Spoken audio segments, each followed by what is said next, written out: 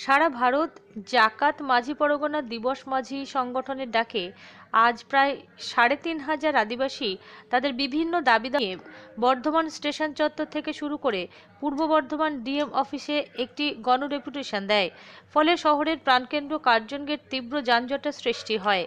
যানজট এড়াতে বর্ধমানের আইসি মাননীয় পিন্টু সাহাকেও তার ফোর্স নিয়ে যথেষ্ট তৎপরতা করতে দেখা যায়।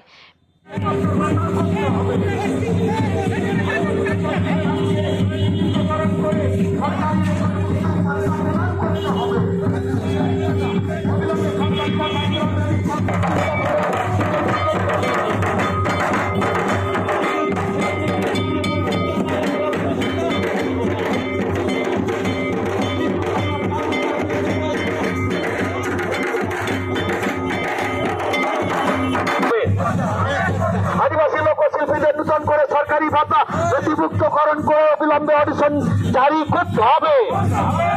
আদিবাসীদের সার্বিক উন্নয়নের জন্য অবিলম্বে জেলা ও ব্লক স্তরে পৃথক আদিবাসী উন্নয়ন দপ্তর গঠন করতে হবে।